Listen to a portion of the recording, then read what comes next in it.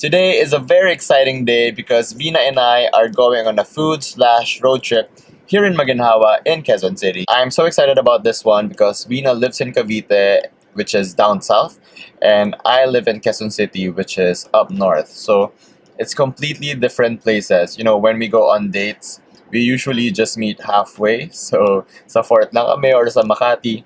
So we don't really get the chance to hang out here in Quezon City. So I'm gonna take her today to Maginhawa.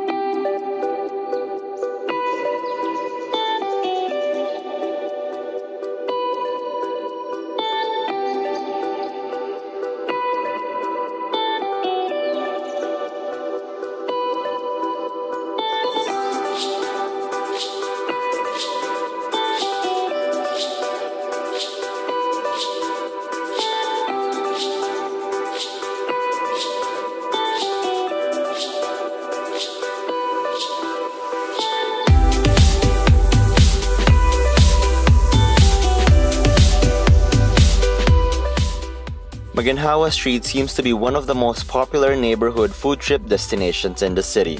I love exploring this area because most restaurants are family owned and offers good and affordable food.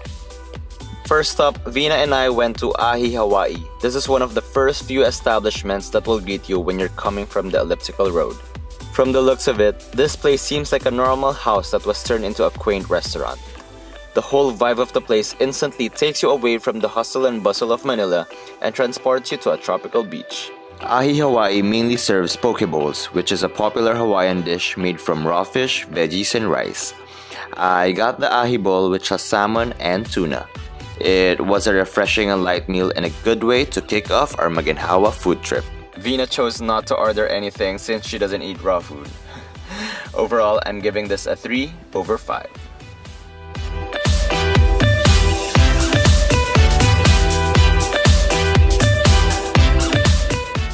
Next up, we went to Gerry's Jeepney, which is literally beside Ahi Hawaii.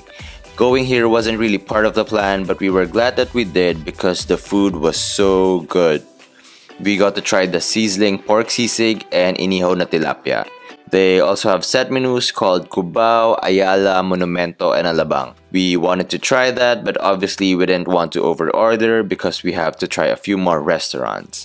You can also eat inside the jeepney. I think they have about 5 of those, and each one has a different theme. We were not very lucky that we got seated in the Pinoy horror themed jeepney, but it was all good. Overall, I just love how Pinoy this place is. I have to be honest though, we underestimated this restaurant, but we take it back. We love it here, and I'm giving this a 4/5. We took a break from pigging out, so Vina and I checked out Bukay Ukay, which is basically a thrift store for books. Price ranges from 80 to 300 pesos. If hoarding books is your thing, you guys should check this out.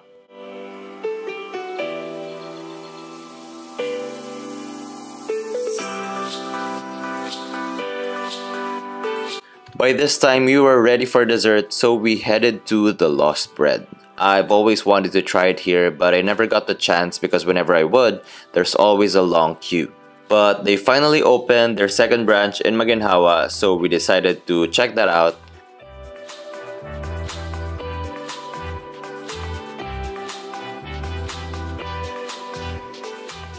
This place is every Instagrammer's dream. Everything here is pretty much photogenic. Vina got the carousel milkshake while I got the blue soft served ice cream. I was expecting it to be really sweet, but it wasn't, so plus points for that. The only downside for me was it was pretty pricey. Overall, I love it here and I'm giving this a 4/5. There was no time to waste, so we went straight to Eat Street. It's basically a food park that houses a bunch of hole-in-the-wall restaurants from Mexican, Southeast Asian, Turkish, Korean, Italian, and of course, Filipino food.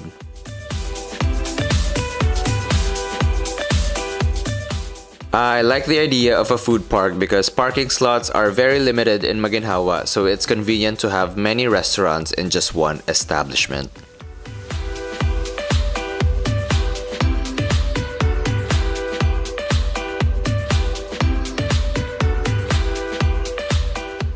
We got to try some deep fried cheese balls, some lemonade, and a fruit shake that is reminiscent of Jonas in Boracay. Unfortunately, Vina and I were still full from what we ate earlier, so we didn't get to try as much. But I'll make sure to come back next time and try more dishes. Each treat gets a 4 over 5 for me. And for our last stop, we went to 150 Maginhawa Food Park, which is a huge alfresco dining space and home to 12 vendors that serve a wide selection of food from steaks, chicken wings, poutine, fries, tacos, and burgers. I love the vibe of this place because people usually hang out here, buy a bottle of wine or beer, and pig out.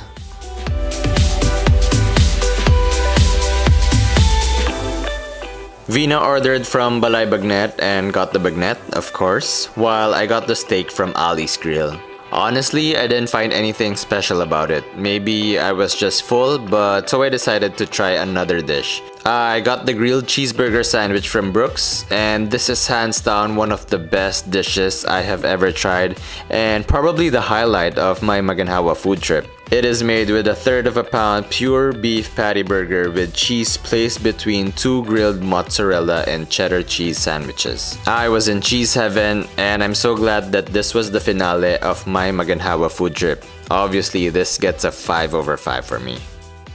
And that's it for this week's episode. I hope you guys enjoyed this video, and I'll be posting the full review on my blog. If you enjoyed this video, hit the thumbs up button, leave your comments below, and please subscribe to my channel. I'll see you guys next week. Bye!